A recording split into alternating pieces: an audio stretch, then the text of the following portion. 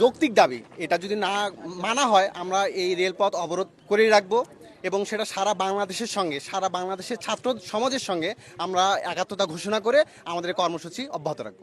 লক্ষ্য করে এখানে বসেছিলেন, তার পরবর্তী আমাদের বিসি স্যার আসছিলেন এবং তিনি আমাদেরকে একটা আশ্বস্ত করেছিলেন যে তোমাদের বিষয় এখানে পিএইচসিতে কথা হয়েছে, তারা 9টার সময় একটা মিটিং বসার কথা আছে, তো তারা এটা বিষয়টা তোমাদের একটা পজিটিভলি দিবেন, ফলাফল দিবেন। এবং গতকাল বিসি স্যার পরবর্তীতে আবার আসছিলেন রেলওয়ে পশ্চিম অঞ্চলের জিএম স্যার, তিনি এসে আমাদের সাথে কথা বললেন এবং তিনি তার হোয়াটসঅ্যাপের একটা পার্সোনাল মেসেজ আমাদেরকে দেখালেন যে আপনাদের বিষয়ে 9টার সময় একটা আছে, পিএইচসি একটা মিটিং বসবে এবং সেখান থেকে তোমাদের একটা পজিটিভ ফলাফল আসার সম্ভাবনা আছে। তো সেই পরিপ্রেক্ষিতে আমাদেরকে তিনারা বললেন যদি পজিটিভ কিছু হয় তাহলে আপনারা তো অবশ্যই ছেড়ে দিবেন এবং জন দুর্ভোগ হচ্ছে এটা আপনারা একটা বিবেচনায় থাকেন। তো আমরা সেইটার পরিপ্রেক্ষিতে গতকাল আমরা বলছিলাম ঠিক আছে, যদি আমাদের পক্ষ থেকে যদি কোনো পজিটিভ আসে, ফলাফল আসে, তাহলে আমরা পরবর্তীতে কোনো অবরোধ বা এরকম মিছিল মিটিং কোনো কিছু করবো না।